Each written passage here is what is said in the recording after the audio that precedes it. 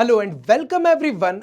आज हम इस चैप्टर के अंदर जानेंगे कि किस तरीके से अगर आप भी ऐसी जगह पे फंस गए हो जहां का पानी है बहुत गंदा, कि जो डर्ट और डस्ट के पार्टिकल्स हैं वो सब नीचे बैठ गए, क्या सिर्फ इसके अंदर ब्लू ही कलर से बनी है ये इंक या फिर और भी कलर्स मिले हुए हैं? तो फटाफट से हम इस पेपर टॉवल को पानी के अंदर डालने वाले हैं, सेपरेट करने वाले हैं तेल और पानी को। अब ट्राई करते हैं कोलाइड के साथ, जिनके पार्टिकल्स का साइज 1 से 1000 नैनोमीटर होता है। Hello and welcome everyone. आज हम इस चैप्टर के अंदर जानेंगे कि किस तरीके से हम मिक्सचर्स को सेपरेट कर सकते हैं और आखिरकार प्योर और मिक्सचर साइंस के अकॉर्डिंग है क्या चीजें। तो शुरू करते हैं हमारे चैप्टर को। तो सबसे पहली बात क्या चीज आती है हमारी, कि कोई भी चीज प्योर कौन सी है और मिक्सचर कौन सी है। तो आप सबसे एक सवाल मैं पूछना चाहता हूं। सपोज करिए आप में से मैंने एक बच्चे को, चिंकू को उठा लिया और चिंकू को पकड़कर मैं ले गया एक खेत में। बोल रहा सर खेत में ले गए, खेत में ले जाके क्या करा? खेत में हम उसको लेके गए एक गाय के पास। किसके पास लेके गए? एक गाय के पास। बेटा प्लीज कोई भी ड्राइंग के ऊपर हंसेगा नहीं। देखो कितनी बढ़िया ड्राइंग है ये। ओए भाई गाय के पैर देख रहे हो बेटा, ट्रू आर्टिस्ट। तो गाय के पास लेके गए चिंकू को। चिंकू को हमने बोला कि फटाफट से गाय का दूध निकालो। चिंकू ने क्या करा? गाय का दूध निकाला और दूध निकालने के बाद उसको एक ग्लास के अंदर रखा। अब आप सबके लिए सवाल है कि जो चिंकू के हाथ में अभी अभी उसने गाय का जो दूध निकाला है वो प्योर है या फिर आप सबके हिसाब से मिक्सचर है? देखो फटाफट से वीडियो को यहां पर पॉज करोगे, ईमानदारी से कमेंट करोगे आपको क्या लगता है वो जो दूध है वो प्योर है या मिक्सचर है। देखते हैं कितने बच्चों का जवाब सही आने वाला है। फटाफट से बच्चों, कोई बेईमानी नहीं होनी चाहिए। मैं आपके कमेंट्स चेक करने वाला हूं और मैं हमेशा आपके कमेंट्स देखता हूं। जब भी कोई क्वेश्चन पूछा जाता है वीडियो के अंदर और बच्चे आंसर करते हैं तो बहुत खुशी होती है। फटाफट से इंटरेक्ट करो वहां से। आप मेरे को भी लगे कि यार आप लोग भी इंटरेक्ट कर रहे हो, समझ रहे हो कॉन्सेप्ट को, बताओ। तो अगर आपका जवाब है प्योर, क्या है? अगर आपका आंसर है प्योर तो नॉर्मल एवरीडे लाइफ में आपने जवाब दिया है बिल्कुल सही।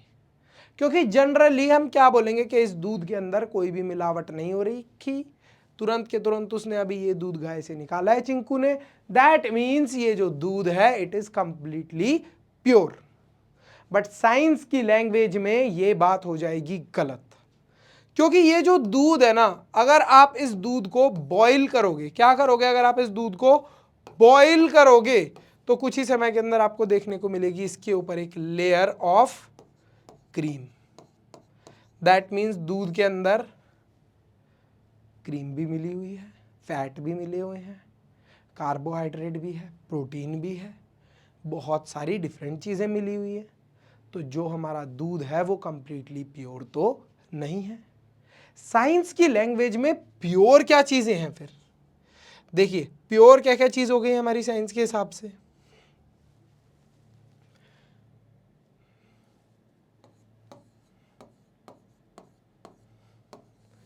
या तो प्योर होंगे हमारे एलिमेंट, या फिर बच्चों प्योर होंगे हमारे कंपाउंड।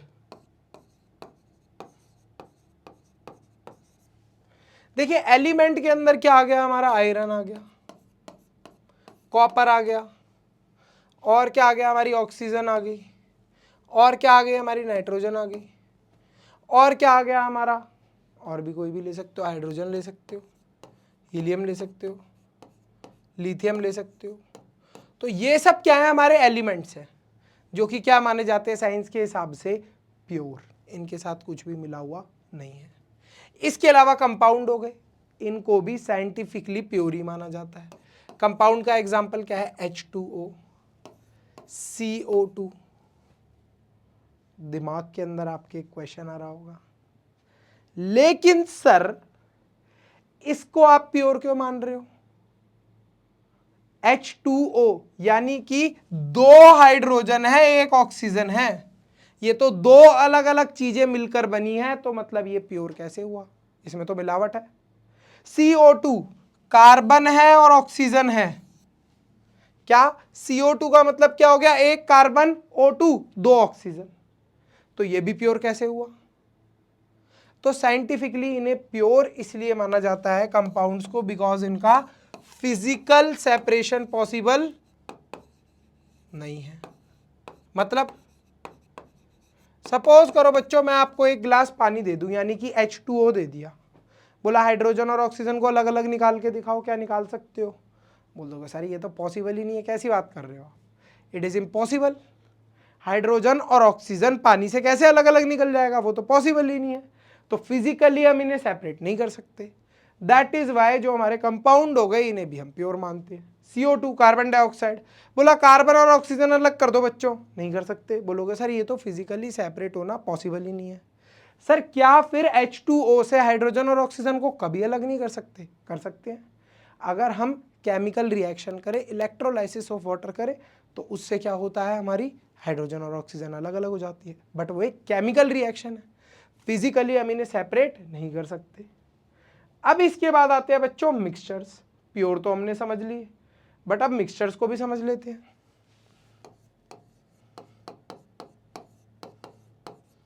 मिक्सचर्स अपने पास होंगे हमेशा दो टाइप के। कितने टाइप के मिक्सचर्स होंगे? हमेशा दो टाइप के। एक तो होंगे होमोजीनियस और एक होंगे हमारे पास हेट्रोजीनियस।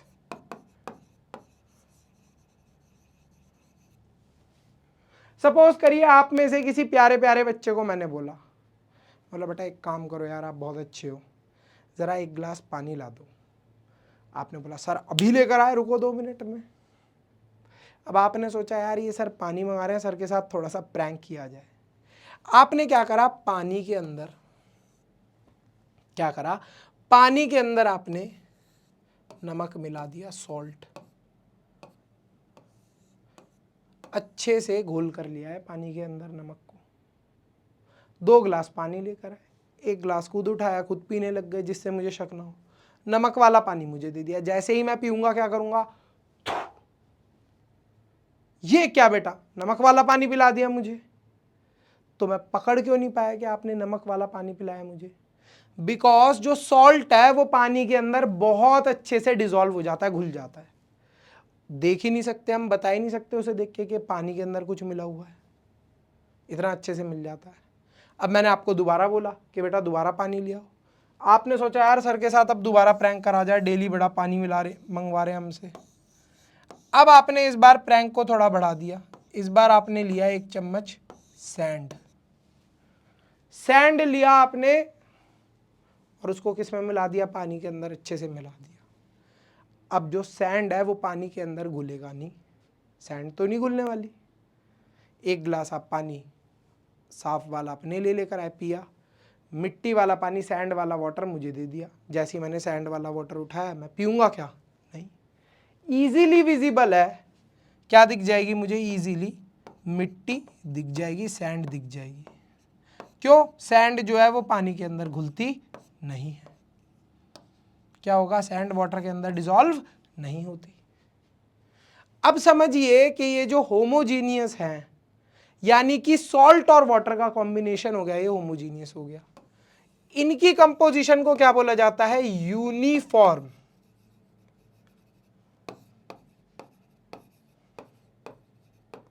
ऊपर से लेके नीचे तक देखने में एक जैसे लगते हैं, ऐसा लगता ही नहीं कि कुछ मिला हुआ है।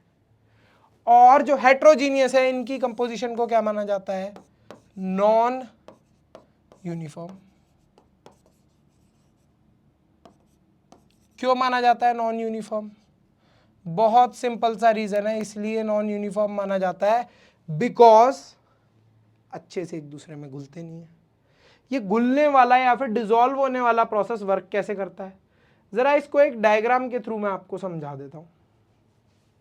देखिए कोई भी चीज है, जैसे यहां पर हमारा एक ग्लास है, इस ग्लास के अंदर हमारा क्या है? वाटर फिल हो रखा है। अब देखिए ये जो वाटर है, ये वाटर के पार्टिकल्स हैं, सही है। ये हैं वाटर के पार्टिकल्स। ये वाटर के पार्टिकल्स के बीच में जो थोड़ी सी गैप है, यहीं पर हमारी क्या चीज आके स्पेस ले लेती है, शुगर।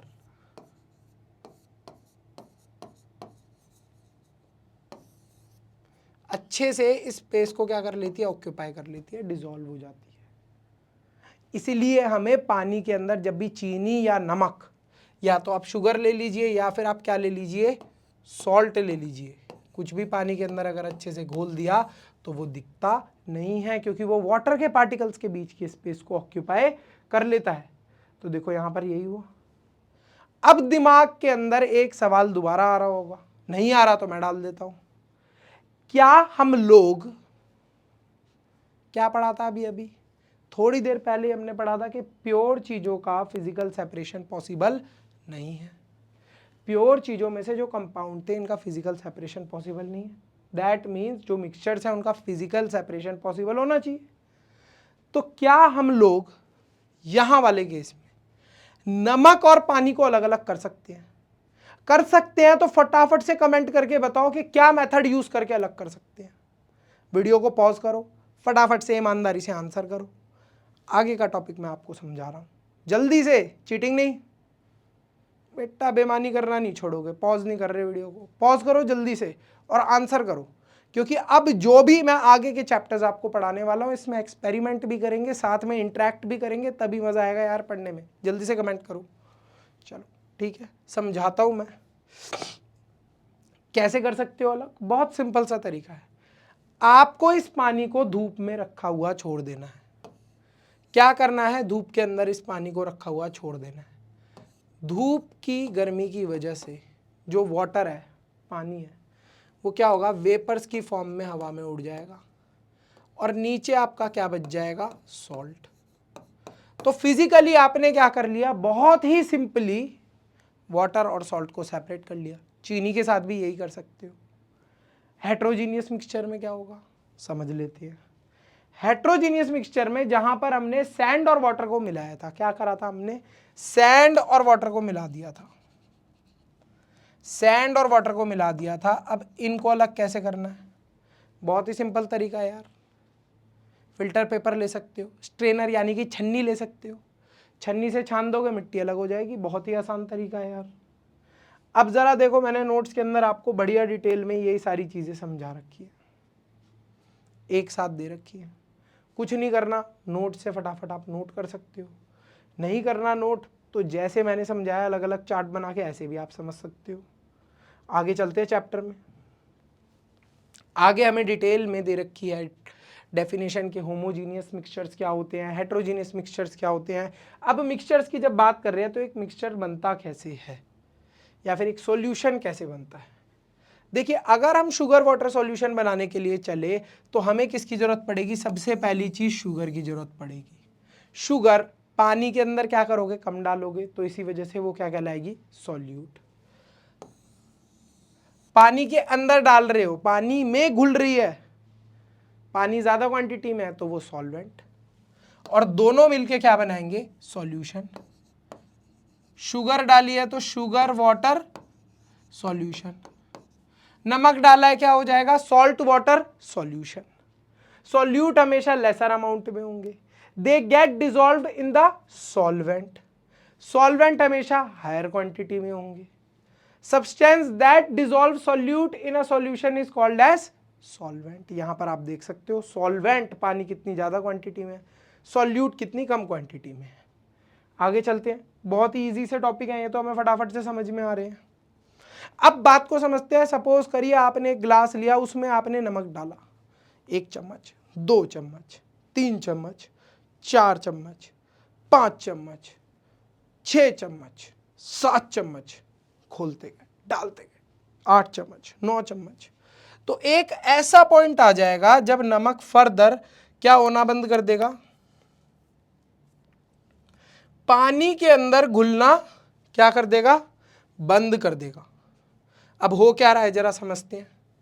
ये देखिए, ये हमारा वाटर है, ये वाटर के पार्टिकल्स हैं, सही है। अब जो इनके बीच का खाली स्पेस है इस खाली स्पेस को कौन ऑक्यूपाई कर रहा है? हमारा सॉल्ट। कौन ऑक्यूपाई कर रहा है? सॉल्ट।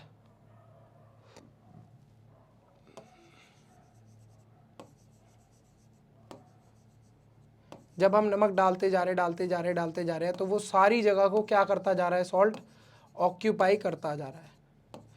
अब आपके दिमाग में आ रहा होगा कि सर डालते गए 8 चम्मच डाल दिया, 9 चम्मच डाल दिया, फिर एक ऐसा पॉइंट आ जाएगा जब इसके अंदर क्या होगा? जो नमक है वो घुलना बंद कर देगा। जिस पॉइंट पे नमक घुलना बंद कर देगा उसे क्या बोल देंगे कि अब ये क्या हो गया? सैचुरेटेड सॉल्यूशन बना लिया हमने। बहुत सिंपल है, क्या हो गया? हमने सैचुरेटेड सॉल्यूशन बना लिया। जिस पॉइंट तक क्या था? जिस पॉइंट तक हमारे पास स्पेस है,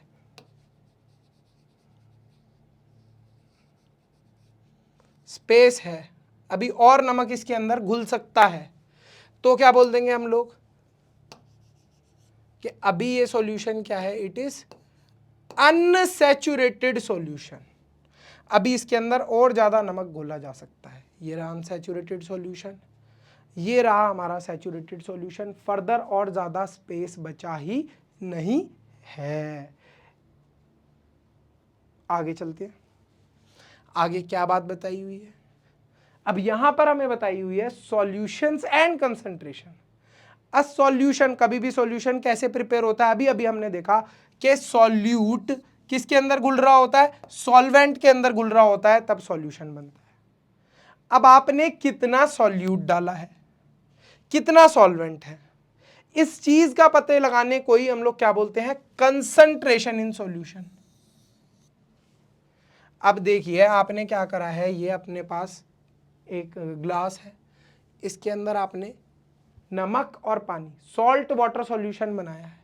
तो इसके अंदर सॉल्ट कितना परसेंट है और वाटर कितना परसेंट है?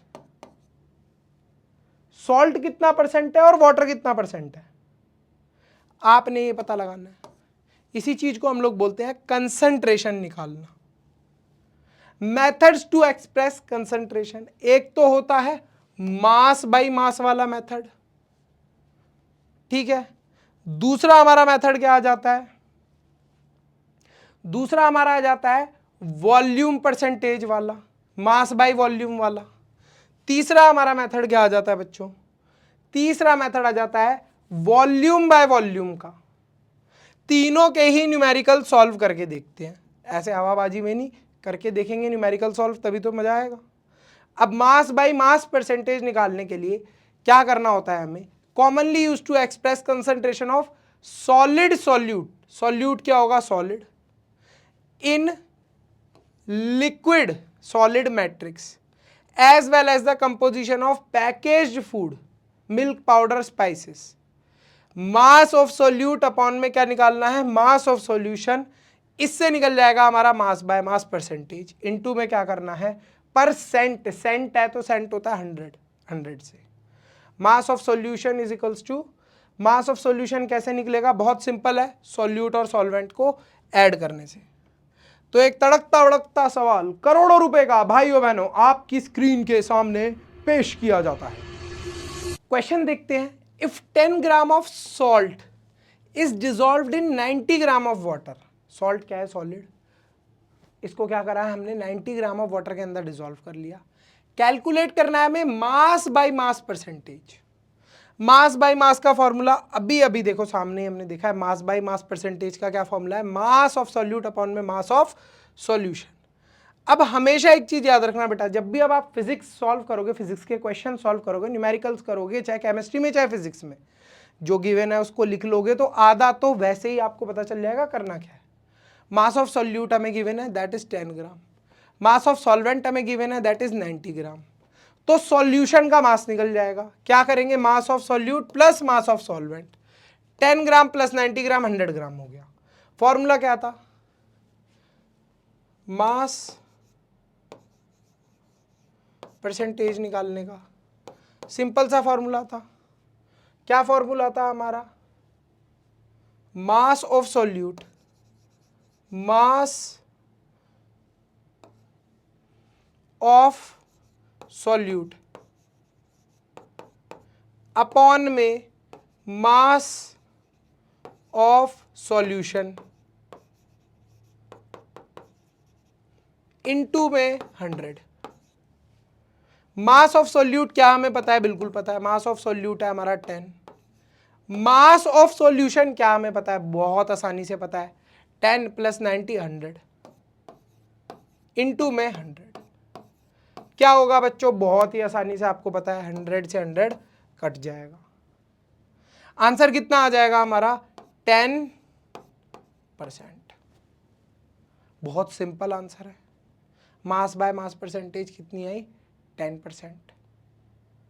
अब क्वेश्चन के अंदर थोड़ा सा चेंज देते हैं और आपको प्रैक्टिस के लिए देते हैं, देखते हैं आप में से कितने बच्चे कर लेंगे। 10 की जगह अगर मैं वैल्यू कर दूं 20 gram of salt is dissolved in 180 gram of water. थोड़ा सा दिमाग लगाओगे यहीं पे सॉल्व कर लोगे, नहीं तो आप सॉल्व करके फटाफट से टाइम स्टैम्प के साथ आंसर लिखो कमेंट सेक्शन में। आगे चलते हैं। मास बाय वॉल्यूम परसेंटेज कैसे निकालनी है, मास बाय वॉल्यूम परसेंटेज निकालने का फॉर्मूला बहुत सिंपल है, मास ऑफ सॉल्यूट अपॉन में वॉल्यूम ऑफ सॉल्यूशन इनटू में 100। चलिए क्वेश्चन देखते हैं क्या दिया हुआ। क्वेश्चन है, if 5 gram of glucose is dissolved in water to make 100 ml of solution. यानी कि अब हमें इस वाले क्वेश्चन में ध्यान देना, सॉल्यूशन सीधे बता दिया गया है कितना है, 100 ml का, उसमें 5 ग्राम ग्लूकोज डिजॉल्व हो गया है। Calculate its concentration in mass by volume percentage. Mass by volume percentage का फॉर्मूला हमें बहुत ही इजीली पता है, क्या है हमारा मास, देखिए ये दे रखा है फॉर्मूला, क्या है हमारा formula, mass of solute upon में volume of solution. Mass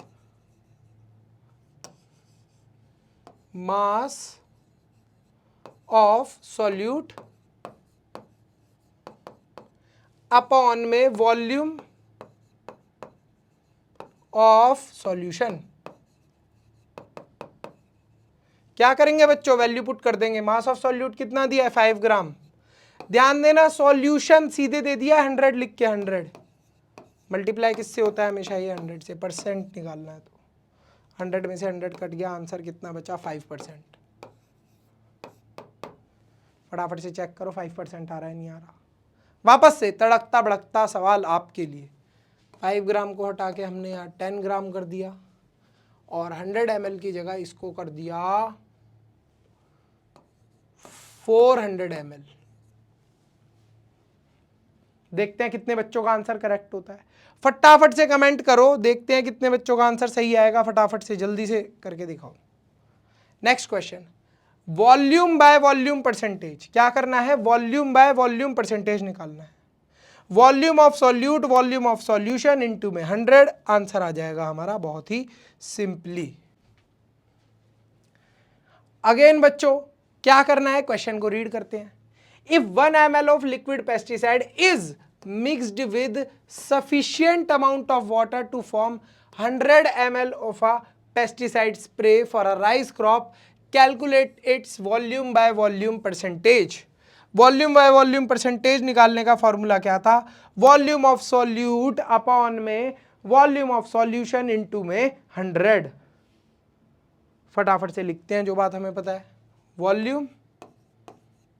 volume of solute upon में वॉल्यूम ऑफ सॉल्यूशन इनटू में 100। फॉर्मूला याद रखना है बच्चों, बस फॉर्मूले के अंदर सारी चीज़ों को पुट करना है।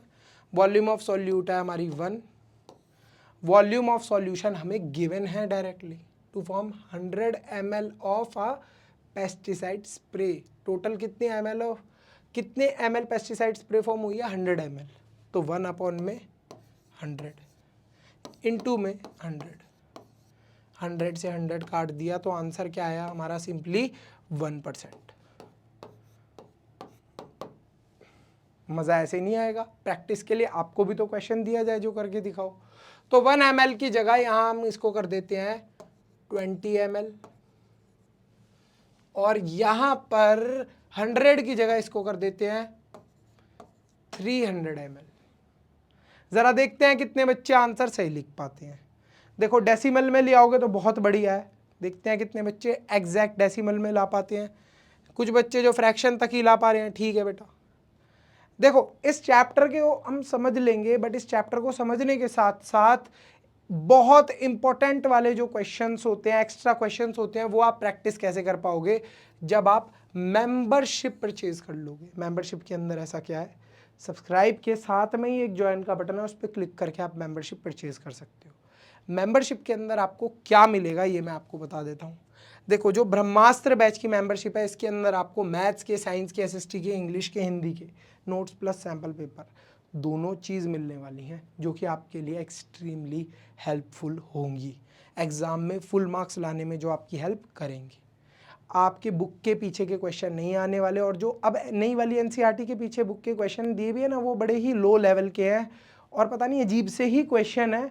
आपके एग्ज़ाम में आएंगे थोड़े हाई लेवल के क्वेश्चंस, कंपिटेंसी बेस्ड क्वेश्चंस। वो सारे क्वेश्चंस की प्रैक्टिस कहाँ से करनी है, कैसे करनी है, वो सारे हमारे सैम्पल पेपर में आपको मिल जाएंगे। जब मैंने आपको अनसैचुरेटेड और सैचुरेटेड सॉल्यूशंस के बारे में बताया था, तो मैंने आपको एक इम्पॉर्टेंट बात नहीं बताई थी, जिसके बारे में अब हम और समझ लेते हैं। देखो मैंने आपको क्या बताया था, मैंने आपको क्या बताया था कि ये जो सॉल्यूशन है शुगर और वाटर का, अब बिल्कुल भी जब गैप नहीं बचता, जब फर्दर हम इसके अंदर क्या नहीं कर सकते, शुगर को डिसॉल्व नहीं कर सकते वाटर में, या सॉल्ट को डिसॉल्व नहीं कर सकते, तो हम बोल देते हैं कि ये क्या है, सैचुरेट हो गया, सैचुरेटेड सॉल्यूशन बना लिया हमने। जब तक इसके अंदर स्पेस था, क्या था, जब तक इसके बीच में, इसके पार्टिकल्स के बीच में जब तक स्पेस था, वाटर के पार्टिकल्स के बीच में स्पेस अवेलेबल था, तब तक हम इसको क्या कर रहे थे, अनसैचुरेटेड।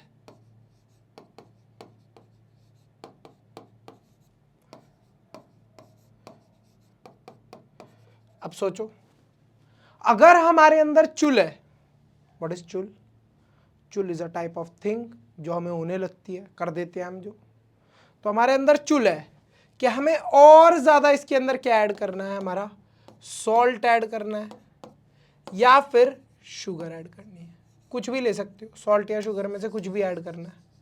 हमारा मन है भाई कि या तो हम सॉल्ट ऐड करेंगे, या फिर हम सॉल्ट, या फिर शुगर और ऐड करनी है, लेकिन अब पार्टिकल्स के बीच में तो स्पेस है ही नहीं। तो स्पेस क्रिएट कराने के लिए तीसरा तरीका और होता है, जिसको हम लोग बोलते हैं सुपर सैचुरेटेड सॉल्यूशन। इसके लिए बढ़िया से मैं चाहता हूं कि आप कुछ इमेजिन करो, आप सब क्लास में बैठे हुए हो, बढ़िया एक बेंच के ऊपर बैठे हो, 5 दोस्त, बढ़िया से बेंच के ऊपर अब जगह ही नहीं है, यानी कि सैचुरेट हो गई है वो बेंच। लेकिन अगर मैं आपकी बेंच के नीचे आग लगा दूं तो क्या होगा, सोचो क्या होगा, बैठे रहोगे एक साथ, भागोगे, भागोगे नहीं भागोगे। तो ऐसे ही अगर मैं सैचुरेटेड सॉल्यूशन को हीट कर दूं, क्या कर दूं, इसको हीट कर दूं, क्या होगा, पार्टिकल्स के बीच में अपने आप से और एक्स्ट्रा गैप क्रिएट हो जाएगा। क्या होगा, वाटर के जो पार्टिकल्स है they will start moving due to heat, और पार्टिकल्स के बीच में एक्स्ट्रा गैप क्रिएट हो जाएगा, और ज़्यादा हम क्या ऐड कर पाएंगे, या तो शुगर या फिर सॉल्ट। तो ऐसे होते हैं हमारे क्या, सुपर सैचुरेटेड सॉल्यूशंस का फॉर्मेशन। अब इसके अंदर कब ऐड कर पाए हैं हम और शुगर या फिर सॉल्ट, जब हमने इसका टेम्परेचर इंक्रीज करा है, जब इसको हीट करा है। क्या करा है हमने, हीट करा है, ये हीट कर दिया इसे, हीट करने की वजह से। बट सर वापस से अगर नॉर्मल टेम्परेचर पे आ गया तो क्या होगा, तो आपने जनरली देखा होगा जो हलवाई होते हैं, हलवाई जब वो बनाते हैं, चाशनी बनाते हैं, जलेबी वगैरह बनाने होते हैं, तो जो चाशनी होती है, जब तक वो चाशनी गर्म होती है वो लिक्विड फॉर्म में होती है। कभी भी हलवाई की दुकान पे जाना, और जब वो चाशनी ठंडी हो जाती है तो वो वापस से किस फॉर्म में चेंज हो जाती है? सॉलिड फॉर्म में। सर सॉलिड फॉर्म में कैसे? देखो, सैचुरेटेड सॉल्यूशन वो सॉल्यूशन था जिसमें और ज़्यादा सॉल्ट या शुगर नहीं घुल सकते थे। हमने इसको हीट करके पार्टिकल्स के बीच में स्पेस क्रिएट कराया, फिर उसके अंदर और सॉल्ट या फिर शुगर जो हमारा मन है वो हमने ऐड कर ली। लेकिन जब ये ठंडा होगा, टेम्परेचर जब वापस से डिक्रीज होगा, कम होगा, तो क्या हो जाएगा? स्पेस बचेगा नहीं। तो किस फॉर्म में चेंज हो जाएगी? वापस से हमें क्या देखने को मिलेगा? जो सॉल्ट या शुगर है वो सॉलिड फॉर्म में चेंज हो गए। तो सिंपल सी बात ये है, यहाँ पर जो पूरा लेक्चर दिया हुआ है ये यहाँ पर यही चीज़ समझाई हुई है। सॉल्युबिलिटी कर्व के बारे में बताया हुआ है कि जैसे जैसे हम क्या करेंगे, किसी भी चीज़ का टेम्परेचर इंक्रीज कर देंगे। एक्स एक्सिस पे आप क्या रख सकते हो? टेम्परेचर। वाई एक्सिस पे सॉल्युबिलिटी। जैसे जैसे किसी भी चीज़ का टेम्परेचर बढ़ाएंगे, solubility will also start increasing. Solubility भी साथ में बढ़ती जाएगी। सिंपल सी बात है। यहाँ पर यही लेक्चर दिया हुआ है। अब बात करी गई है जो मैं आपको बता रहा था, जैसे हमने सैचुरेटेड सॉल्यूशन था शुगर का, क्या करा हमने? पानी के अंदर चीनी डाली, डालते गए एक ऐसा पॉइंट आया जब फर्दर चीनी नहीं घुल रही उसके अंदर, तो हम क्या बोल देंगे? ये सैचुरेट हो गया। अब हमें उसके अंदर और चीनी डालनी है तो हम उसे हीट कर देंगे, और हीट करने की वजह से उसके अंदर और चीनी ऐड कर पाएंगे। और चीनी ऐड कर पाएंगे तो क्या होगा? जब बाद में वो ठंडी होगी, देखो जब वो बाद में ठंडी होगी तो उसके क्या फॉर्म हो जाएंगे? ये जो आपको दिख रहे हैं, ये जो आपको दिख रहे हैं वाइट वाइट कलर के सॉलिड फॉर्म में, these are crystals, crystal of sugar. Sir क्या ऐसा सॉल्ट के केस में भी होगा? बिल्कुल, सॉल्ट के केस में भी होगा, सबके केस में होगा। यहां पर यही चीज बताई हुई है। ठीक है। Saturated solution is, supersaturated solution is gradually cooled, its solubility drops, forcing the excess solute to separate out as highly pure structured solid called crystals. देखो भाई, तुम्हें समझाने वाली चीज तो मैं समझा रहा हूं, साथ में तुम्हें जो लैंग्वेज है, प्रॉपर साइंटिफिक लैंग्वेज, वो नोट्स में मिल ही रही है। अब समझते हैं डिस्टिलेशन और फ्रैक्शनल डिस्टिलेशन के बारे में। देखो कितना सुंदर डायग्राम बनाया है। इससे भी सुंदर डायग्राम मैं आपको लाइव बनाकर सामने के सामने पढ़ाऊंगा। देखो मेरे से क्या हुआ, गलती से दो लिक्विड मिक्स हो गए। एक था हमारा पानी, वाटर, और साथ में मिक्स हो गया वाटर के साथ साथ मेरे से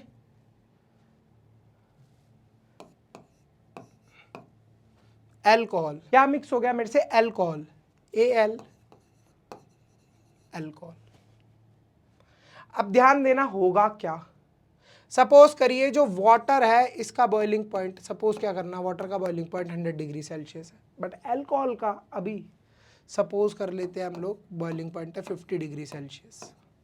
अब ये बॉइलिंग पॉइंट का मतलब क्या है? यानी कि जब हम पानी को गर्म करते हैं तो उससे भाप बनना कब स्टार्ट हो जाएगी? जब वो 100 डिग्री सेल्सियस टेम्परेचर पे पहुंचेगा। ऐसे ही जब हमने यहाँ पर एग्जांपल के लिए अल्कोहल को लिया है, जैसे ही हमने उसको हीट करना स्टार्ट करा, वो वैसे ही भाप कब बनना स्टार्ट कर देगा? 50 डिग्री सेल्सियस में। दोनों चीजें मेरे से मिक्स हो गई, दोनों को अलग करना है। इसके लिए मैं मेथड यूज करूंगा डिस्टिलेशन का। कौन सा मेथड?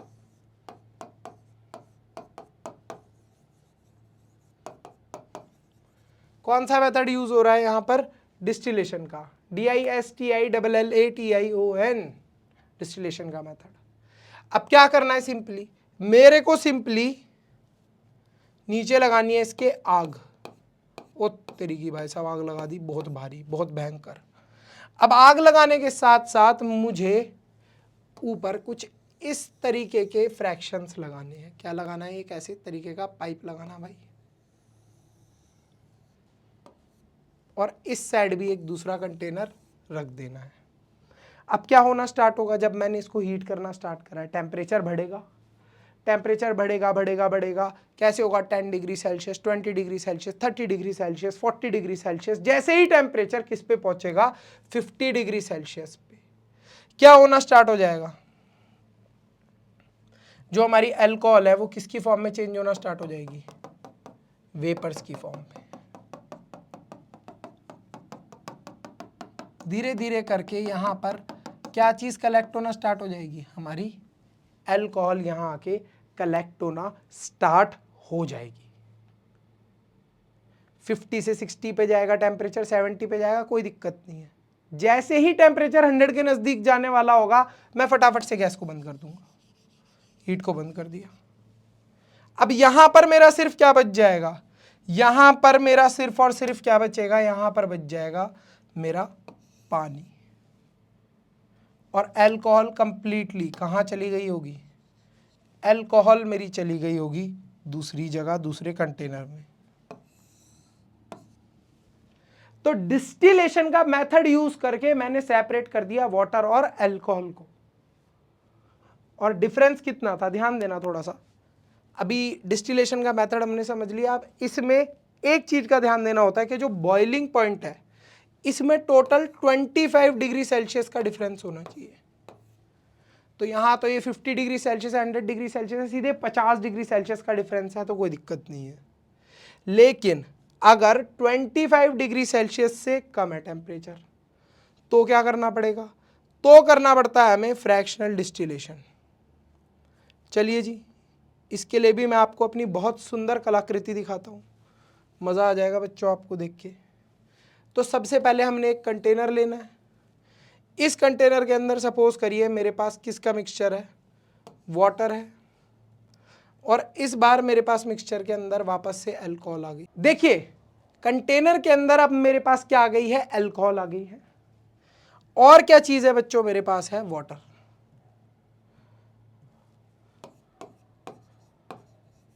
वाटर का boiling point again 100 degree Celsius.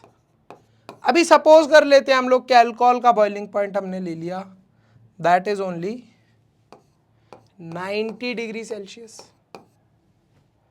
दोनों के बॉइलिंग पॉइंट में डिफरेंस बहुत कम है।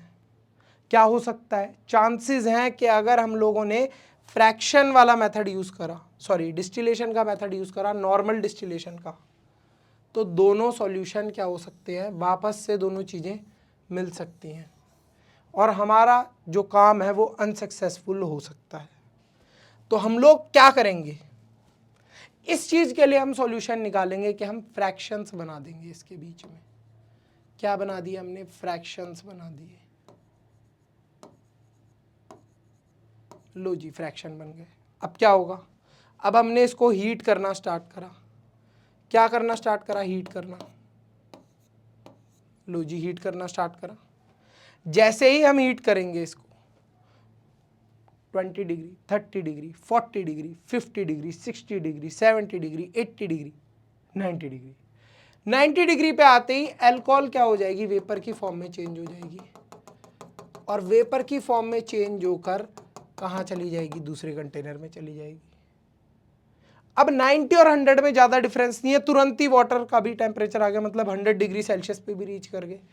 इसके भी वेपर बन गए, लेकिन इसके वेपर्स की अभी स्पीड थोड़ी कम है। जैसे ही हमें दिखा कि टेम्परेचर 100 डिग्री सेल्सियस पे पहुंच गया, हमने क्या करा, गैस को बंद कर दिया। तो जो वाटर के वेपर्स हैं वो यहीं तक पहुंच पाए, यहीं पर रुक गए। लेकिन जो हमारे अल्कोहल के वेपर्स हैं वो क्या थे, 90 डिग्री सेल्सियस पे हीट हुए थे, उनकी स्पीड ज़्यादा थी, तो वो कंप्लीटली यहाँ आके कलेक्ट हो गए। तो फ्रैक्शनल डिस्टिलेशन हमें कब करना है, ध्यान रखना है, जब डिफरेंस क्या हो, 25 डिग्री सेल्सियस से less. Difference between BP boiling point is less than 25 degree Celsius. Is less than 25 degree Celsius भी लिख देता हूं भाई, देखो पूरा शॉर्टकट लगा दिया मैंने। Is less than 25 degree Celsius, then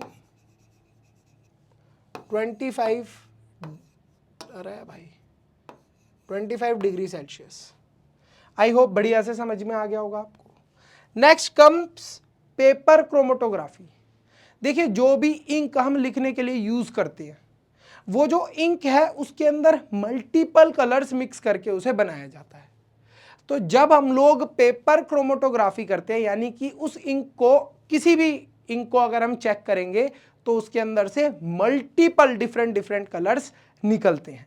इसी चीज को हम लोग बोलते हैं पेपर क्रोमेटोग्राफी। इसी चीज से हम लोग सेपरेट कर सकते हैं अलग अलग कलर्स को। आज हम लोग देखने वाले हैं क्रोमेटोग्राफी का एक्सपेरिमेंट करके। क्या एक जो भी कलर की इंक होती है उसमें बहुत सारे डिफरेंट कलर्स मिले हुए होते हैं, ये पता चलता है हमें क्रोमेटोग्राफी से। तो ये मेरे पास एक पेपर टॉवल है, यहां पर मैं एक लाइन खींचने वाला हूं इस पे। अब हमें ये पता चलेगा इस एक्सपेरिमेंट से कि आखिरकार क्या सिर्फ इसके अंदर ब्लू ही कलर से बनी है ये इंक, या फिर और भी कलर्स मिले हुए हैं। तो फटाफट से हम इस पेपर टॉवल को पानी के अंदर डालने वाले हैं और अब हमारी क्रोमेटोग्राफी का एक्सपेरिमेंट हो गया है। तो यहाँ पर अब आप क्लियरली देख सकते हो कि डिफरेंट शेड्स की इंक है। यहाँ पर नीचे आपको वॉयलेट कलर की थोड़ा दिख रहा होगा, वॉयलेट कलर उसकी इंक की शेड है। फिर यहाँ पर थोड़ा डार्क ब्लूइश सा या लाइट ब्लूइश सा, तो डिफरेंट कलर की इंक से मिलकर हमारे इस वाले ब्लू पेन की इंक बनी है। तो ये हमने प्रूव कर दिया क्रोमेटोग्राफी का एक्सपेरिमेंट करके। अब इसके बाद बताया है हेट्रोजीनियस मिक्सचर्स को, यानी कि इमिसेबल लिक्विड्स को कैसे हम लोग अलग करें। तो इसको भी अलग करने का तरीका बहुत सिंपल है। देखो बच्चों, क्या करना है आपको, सिंपली एक फनल लेना है। देखो एक्सपेरिमेंट तो मैं इस पर दिखाई दूंगा, बट एक आपको फनल लेना है, ठीक है। जैसे ये कोई फनल टाइप ले लिया आपने। अबे यार देखो, ऐसा कोई कंटेनर लेना है। इस कंटेनर के अंदर आपने जैसे डाल दिया ऑयल, और ये हमारा नीचे क्या आ गया, वाटर। नीचे क्या होना चाहिए, इस चीज में छेद होना चाहिए, स्पेस होना चाहिए, जिससे क्या हो, हमारा जो भी लिक्विड है वो क्या हो पाए, रिलीज हो पाए। यहाँ पर एक बटन होना चाहिए जिससे रिलीज हो पाए। तो हम लोग क्या करेंगे, इस बटन को प्रेस करके रखेंगे और वाटर निकल जाएगा और ऊपर क्या बच जाएगा, ऑयल बच जाएगा। इस एक्सपेरिमेंट को करके देख लिया है हमने और दिखा भी दूंगा मैं आपको। सर भारी मिस्टेक हो गई। अरे क्या हुआ सर इस तेल में पानी मिक्स हो गया और मम्मी बहुत मारेगी। चलो अभी इसको अलग कर देते हैं। फटाफट से इसके लिए छोटा सा सेटअप करते हैं। जुगाड़ की मदद से इस तेल की बोतल को ही हम लोग बनाने वाले हैं सेपरेशन फनल। तो इसके लिए हमें क्या करना है, सिंपली इस बोतल के कैप के अंदर छेद करना है, और चाहिए एक ऐसी चीज जिसके अंदर हम सेपरेट करने वाले हैं तेल और पानी को। तो फटाफट से हमने क्या कर लिया, ये ग्लास ले लिया है, और आप देखिए जो तेल और पानी है ये कभी भी मिक्स नहीं होता। पानी क्या कर लिया है हमने, इस तेल से अलग कर लिया। ये हमारा नीचे पानी कलेक्ट होता जा रहा है और ऊपर रह जाएगा हमारा तेल। हमारा अलग हो गया, थोड़ी बहुत पानी की ड्रॉपलेट्स आ गई हैं, बट हमारा एक्सपेरिमेंट सक्सेसफुल हो गया। चलिए नेक्स्ट हम बात करते हैं सब्लिमेशन एंड डिपोजिशन की। कुछ ऐसे सॉलिड्स होते हैं जो लिक्विड में कन्वर्ट ना होके डायरेक्टली किस में चेंज हो जाते हैं, गैस में चेंज हो जाते हैं। जरा समझते हैं इसको एक बढ़िया सी स्टोरी से। देखिए जब भी हम क्या करेंगे, जैसे हमारे पास बर्फ है, इस बर्फ को हमने हीट करा, हीट करने से ये बर्फ किस में कन्वर्ट हो जाएगी, लिक्विड में। इस लिक्विड को भी हमने हीट करा, ये किस में चेंज हो जाएगा, गैस में। लिक्विड सॉलिड, सही है। बट कुछ ऐसी सॉलिड चीजें होती हैं जो लिक्विड में चेंज नहीं होती, डायरेक्टली वो किस में चेंज हो जाती हैं, गैस में चेंज हो जाती हैं। अब मैं आपको अपना एक किस्सा बताता हूँ। हमारे घर के अंदर है ना पूजा थी। अरे भाई पूजा नाम की लड़की नहीं थी, पूजा हो रही थी, भगवान की पूजा हो रही थी। बच्चों तुम्हारा दिमाग हमेशा गलत चलता है। तो हमारे घर में पूजा हो रही थी भाई। तो पूजा करते समय क्या हुआ कि मैं ना पापा ने बोला कि फटाफट से जाके कपूर ले आओ, वाइट कलर का जो होता है, कैम्फर जिसे बोलते हैं, उसे जाकर ले आओ, पूजा के लिए चाहिए। तो मैं भाग कर फटाफट गया, मंदिर से निकाला वो कपूर और फटाफट पापा को ला के दे दिया। अब क्या हुआ, पूजा हुई, स्टार्ट हुई। अब पूरा 1 वीक के बाद दोबारा से हवन वगैरह का टाइम है, दोबारा से मेरे से कपूर मंगाया गया। मैं गया यार कपूर लेने के लिए। वहाँ मैंने ऑब्जर्व करा कि कपूर तो था ही नहीं, पूरा कपूर गायब। भाई साहब मैं सोच में पड़ गया। मैंने कहा यार घर वाले तो डांटेंगे कि ये क्या कर दिया। मैं ये प्रॉब्लम को लेके अपनी दीदी के पास गया, जो मेरी बड़ी सिस्टर है, मैं उनके पास गया। मैं कहा दीदी यार गड़बड़ हो गई, क्या किया जाए, अब तो डांट पड़ेगी, मार पड़ेगी कि बेटा तूने कपूर गायब कर दिया, कुछ ना कुछ गड़बड़ करी होगी, आग वाग लगाई होगी, कहीं जाके एक्सपेरिमेंट करे होंगे। बचपन से ये दिमाग था मेरा एक्सपेरिमेंटल। तो वो मैंने कहा यार आज तो डांट पड़ेगी, पिटाई भी हो सकती है, सर्विस भी हो जाएगी आज तो दीदी ने बताया कि घबराने की ज़रूरत नहीं है, जो कपूर है इट इज़ अ सब्लिमेटरी सॉलिड, ये डायरेक्टली किस में चेंज हो जाता है, गैस में चेंज हो जाता है, तो घबराने की बिल्कुल भी कोई भी बात नहीं है। अब एक दिन ऐसा ही हुआ, जैसा मैं बता रहा हूँ ना आपको, मेरा एक्सपेरिमेंटल दिमाग था, उल्टी सीधी चीज़ें करते थे, मैं गाड़ी वाड़ी तोड़ के उनकी मोटरें निकाल के खेलता था, तो ये सारी चीज़ें करता था बचपन से। तो मैंने क्या करा, कपूर लिया और मैं खेल रहा था। खेलते खेलते खेलते खेलते क्या हुआ कि वो बहुत सारा जो कपूर था ना, उसे आग वाग लगा रहे थे हम, तो ऐसे खेल रहे थे, तो जो पूरी ही पैकेट थी वो मेरे हाथ से गिर गई और मिट्टी के अंदर जाकर वो मिल गया। क्या हुआ, कंप्लीटली मिट्टी में जाकर मिल गया। मैंने फटाफट से उस मिट्टी को कलेक्ट करा जो कपूर वाली थी। वो जो कपूर वाली पूरी मिट्टी थी उसको मैंने क्या कर लिया, कलेक्ट कर लिया। अब देखो यहाँ पर ये हो गई हमारी पूरी मिट्टी और ये हो गया हमारा कैम्फर। छोटे छोटे पीसीज में टूट गया ये कपूर। अब भाई साहब घर वालों को पता चला, पापा को पता चला तो मार पड़ेगी। मैंने दीदी से फिर डिस्कस करा। अब इसका सॉल्यूशन क्या निकला, बहुत सिंपल सा सॉल्यूशन निकला। दीदी ने बोला कि काम करो, इसको एक बढ़िया से कंटेनर में डालो, उस कंटेनर को हीट करो और ऊपर क्या रख दो, एक प्लेट रख दो। क्या रख दो, एक प्लेट रख दो। प्लेट रख दी, प्लेट रख दी, हीट करना स्टार्ट करा।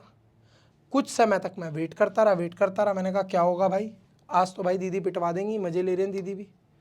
क्या हुआ, कुछ ही देर के अंदर मैंने ऑब्जर्व करा कि एक बहुत अमेजिंग चीज़ हो रही है। जितना भी कैम्फर था वो सब आकर कहाँ पर डिपॉजिट हो गया, प्लेट के ऊपर। तो हुआ क्या बच्चों, जो कैम्फर था वो डायरेक्टली किससे किस में चेंज होता है, सॉलिड से गैस में। वो गैस में चेंज हुआ। जैसे ही वो ऊपर प्लेट के कांटेक्ट में आया, प्लेट थी बिल्कुल ठंडी, वो वापस से किस में चेंज हो गया, गैस से वापस से वो सॉलिड में चेंज हो गया। जब वो सॉलिड से क्या हो रहा है, गैस में बदल रहा है, तो उस वाले प्रोसेस को हम कह रहे हैं सब्लिमेशन। लेकिन जब वो गैस से, अब देखो कोई चीज जब सॉलिड से डायरेक्टली गैस में बदल रही है तो वो गैस से लिक्विड में तो बदलेगी नहीं, वापस से गैस से सॉलिड में ही बदलेगी। तो उस वाले प्रोसेस को हमने बोल दिया डिपोजिशन। इस तरीके से हम सेपरेट करते हैं सब्लिमेटरी सॉलिड्स को। बहुत ही सिंपल तरीका है भाई, ट्रिक लगा के अपनी। तो इस तरीके से उस दिन मैं पिटाई से बचा, और जेन्युइन में साइंस की हेल्प से मैं पिटाई से तो बच गया, लेकिन ज़िंदगी भर के लिए ये कॉन्सेप्ट बहुत अच्छे से मेरे को क्लियर हो गया, और बच्चों को भी मैं एग्जांपल देके बहुत बढ़िया से कॉन्सेप्ट समझा सकता हूँ। देखो बच्चों, चैप्टर हम समझ रहे हैं, कॉन्सेप्ट अच्छे से क्लियर कर रहे हैं, डिफरेंट सेपरेशन के मेथड्स देख रहे हैं। इसके साथ साथ इंपॉर्टेंट है कि क्वेश्चन भी प्रैक्टिस करो, कॉम्पिटेंसी बेस्ड क्वेश्चन प्रैक्टिस करो। वो सारे क्वेश्चन आपको सारे सब्जेक्ट्स के कैसे मिलेंगे, मेंबरशिप परचेज करनी है, सब्सक्राइब के साथ में ज्वाइन के बटन पे क्लिक करके। ब्रह्मास्त्र वाला बैच लेना है आपको, मैथ, साइंस, हिस्ट्री, इंग्लिश और हिंदी सबके नोट्स और सैम्पल पेपर मिल जाएंगे। अब बात करते हैं ट्रू सॉल्यूशन की, कोलाइड की और सस्पेंशन की। यहाँ पर एक छोटी सी मिस्टेक हो रखी है बाबू, इस मिस्टेक को आप सब बाबू ना कर दें भाई। जो हमारा वो है भाई नोट्स वाली टीम, भाई तुम्हारे वो कटने लग जाएंगे पैसे, ढंगा काम करो, गड़बड़ नोट्स दे रहे हो। हाँ, तो जो भी चीज़, जो भी सॉल्यूशन के पार्टिकल्स का साइज लेस देन 1 नैनोमीटर है वो होते हैं ट्रू सॉल्यूशन। ये टिंडल इफेक्ट शो नहीं करते। समझते हैं कैसे नहीं करते, एक्सपेरिमेंट ही दिखा देता हूं मैं डाल के फटाफट से, पहले समझ लेते हैं इस बात को। जो कोलाइड्स है उनके पार्टिकल्स का साइज होता है 1 से 1000 नैनोमीटर के बीच में। ये टिंडल इफेक्ट शो करते हैं। Suspension more than 1000 nanometre particles का साइज होता है, ये टिंडल इफेक्ट शो करते हैं। अब ये टिंडल इफेक्ट क्या है? टिंडल इफेक्ट सिंपल सी चीज़ है, जब भी लाइट कहीं पे जाएगी, देखो ये हमारी लाइट है, मैं दिखाता हूँ आपको। टिंडल इफेक्ट कहीं पे तो दे रखा होगा, हाँ भाई कहाँ है, ये रहा। देखिए ये हमारी लाइट है, जंगल में आ रही है, और जैसे ही ये लाइट पेड़ों से टकराई है तो ये फैल गई है। क्या हुई है? Scattering a ray of light is known as Tyndall effect. ये रे ऑफ लाइट क्या हो गई है? स्कैटर हो गई है, फैल गई है। ऑब्वियस सी बात है, जैसे हमारा हाथ है, हमने इसकी तरफ लाइट को पॉइंट करा तो लाइट कहाँ से? ये उंगलियों के बीच से निकलेगी। जो उंगली वाला पोर्शन है, बीच वाला, इसके अंदर से तो निकलेगी नहीं। तो ये जो लाइट फैली है, बीच बीच से, साइड साइड से निकली है, इसी चीज को हम लोग बोलते हैं scattering a ray of light known as Tyndall effect. तो देखते हैं इसमें टिंडल इफेक्ट कैसे होता है। फटाफट से एक्सपेरिमेंट की तरफ चलते हैं। हमारे सामने है 3 सॉल्यूशन, ट्रू सॉल्यूशन, कोलाइड और सस्पेंशन। इन तीनों से ही हम इस लेजर लाइट को पास करने वाले हैं और देखने वाले हैं टिंडल इफेक्ट को। तो शुरू करते हैं हमारे एक्सपेरिमेंट को। सबसे पहले ट्राई करते हैं ट्रू सॉल्यूशन के साथ। यहां पर वाटर और शुगर है, इससे लाइट को पास करते हैं। तो आप देख सकते हो क्लियरली लाइट पास हो रही है, स्कैटर नहीं हो रही। अब ट्राई करते हैं मिल्क के साथ, जो कि एक कोलाइड सॉल्यूशन है। इसके पार्टिकल का साइज 1 से 1000 नैनोमीटर के बीच में होता है कोलाइड्स के पार्टिकल्स का साइज। तो देख रहे हो लाइट पास नहीं हो पा रही दूसरी जगह और स्कैटर हो जा रही है। नेक्स्ट ट्राई करते हैं सस्पेंशंस के साथ, जिनके पार्टिकल्स का साइज 1000 नैनोमीटर से ज्यादा होता है। तो यहां पर भी लाइट ग्लास से पास नहीं हो पा रही, बल्कि यहीं पर स्कैटर हो जा रही है, टिंडल इफेक्ट शो कर रही है। चलिए एक्सपेरिमेंट आपने देख ही लिया कैसे टिंडल इफेक्ट शो कर रहे हैं, ट्रू सॉल्यूशन, कोलाइड्स और सस्पेंशन। तो ऐसे ही अब हमारे यहाँ पर क्या दे दिया है? बढ़िया सा डिफ्रेंसिएशन दे दिया है। बोलोगे सर ये चैप्टर है, खत्म होने में क्यों नहीं आ रहा? देखो बढ़िया डिफ्रेंसिएशन दे दिया है, ठीक है। आप इस डिफ्रेंसिएशन को नोट डाउन कर सकते हो, याद कर सकते हो, हम समझ तो पहले ही चुके हैं। सस्पेंशन के बारे में बताया। जो सस्पेंशंस होते हैं ना, उनके पार्टिकल का साइज इतना बड़ा होता है कि इजीली नेकेड आई से ही विजिबल होता है। जैसे पानी के अंदर आपने सैंड को मिला दिया तो वो इजीली विजिबल है, वो ऐसा नहीं है कि हम नेकेड आई से स्पॉट नहीं कर सकते। इसके बाद आता है सेंट्रीफ्यूगेशन। What is centrifugation? देखो आप कभी अगर ब्लड टेस्ट के लिए गए हो तो क्या होता है, आप बीमार हो गए तो डॉक्टर बोलेगा कि आपका ब्लड टेस्ट करा जाए, खून निकाला जाता है, उसको चेक करते हैं। तो क्या करते हैं, वो एक ऐसी मशीन के अंदर आपके ब्लड को डालते हैं जो जोर से आपके ब्लड को घुमाएगी। जब वो आपके ब्लड को जोर से घुमाएगी तो क्या होगा, आपके ब्लड के अंदर से जो कुछ सॉलिड पार्टिकल्स हैं वो नीचे बैठ जाएंगे और जो थोड़े लिक्विड वाले पार्टिकल्स हैं वो ऊपर बैठ जाएंगे। ऐसा होता है। आप इस प्रोसेस को जस्ट ऐसे ही समझो जैसे हमने क्या करा। तो क्या हुआ है, जो हमारा ब्लड है, ब्लड के अंदर से जो लिक्विड वाले कंपोनेंट्स हैं वो अलग हो गए, ठीक है, और जो सॉलिड वाले कंपोनेंट्स हैं वो अलग हो जाते हैं। तो सेंट्रीफ्यूगेशन वो वाला प्रोसेस है, ठीक है। आगे चलते हैं। नेक्स्ट हमें बताया हुआ है कोएगुलेशन। कोएगुलेशन के अंदर क्या होता है?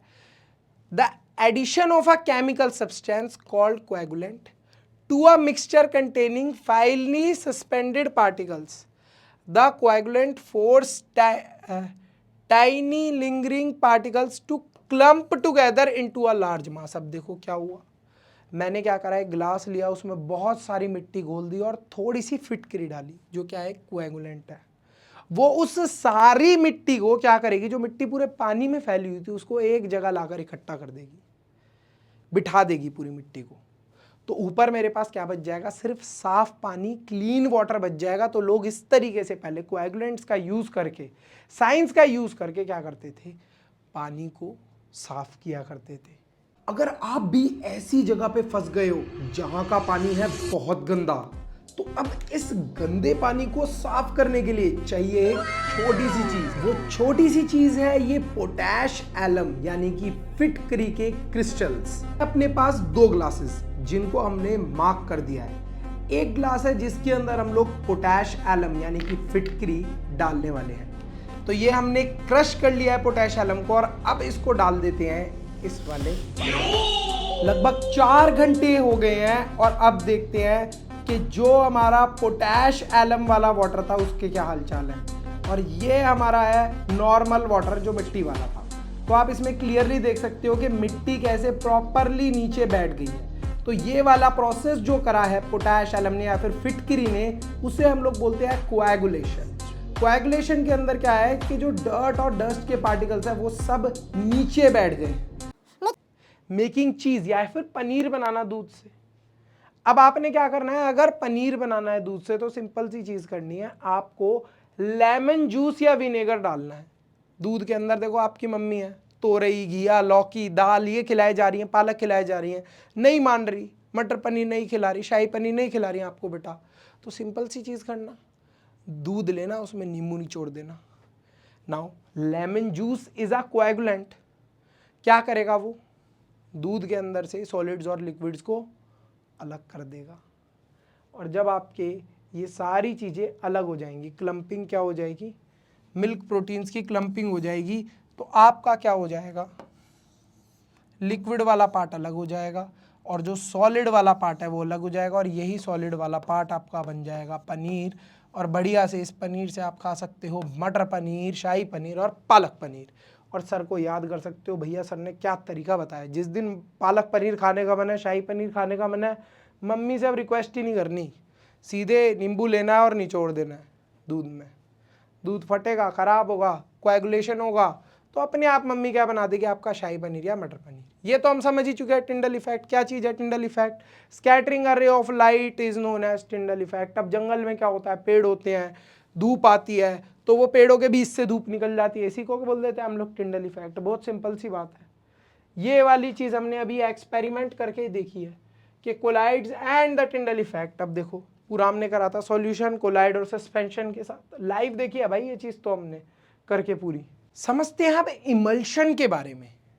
देखिए स्पेशल कैटेगरी ऑफ कोलाइड्स होते हैं जिनका dispersed phase and the dispersion mediums are liquid.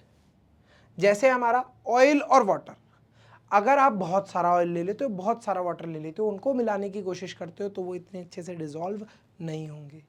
Where as tiny अगर आपकी ऑयल की ड्रॉपलेट्स हैं और वो वाटर के अंदर हैं तो क्या होगा, ये वाटर है हमारा बहुत सारा, इसके ऊपर छोटी छोटी टाइनी ड्रॉपलेट्स ऑफ ऑयल लगा लीजिए तो कुछ खास फर्क पड़ेगा नहीं, वो इजीली उसमें रह जाएंगी। Water in oil emulsion, water droplets dispersed in oil. Water की जो ड्रॉपलेट्स है अगर वो ऑयल के अंदर प्रेजेंट है, एग्जाम्पल के लिए क्या, बटर। बटर क्या है, एक तरीके का इमल्सिफायर समझ लीजिए या फिर वाटर और ऑयल को होल्ड करने वाली चीज़ समझ लीजिए। बॉडी लोशंस, कोल्ड क्रीम्स ये सब करती हैं, ठीक है। इमल्सिफाइंग एजेंट क्या हो गए, substance that chemically stabilises an emulsion to keep the liquids from splitting apart. जैसे हमारे ऑयल और वाटर अलग अलग हो जाते हैं, लेकिन नेचुरल प्रोटीन्स जो मिल्क के अंदर होती हैं, और ये किस तरीके से एक्ट करते हैं proteins, they act as emulsifier. तो इसी वजह से आप देखोगे जो हमारा मक्खन है, बटर हो गया, इट इज़ एन एग्जाम्पल जिसके अंदर वाटर और ऑयल दोनों मिक्स हो रखे होते हैं। मक्खन को अगर आप देखोगे तो एक तरीके से ऑयल और वाटर का मिक्सचर ही है वो।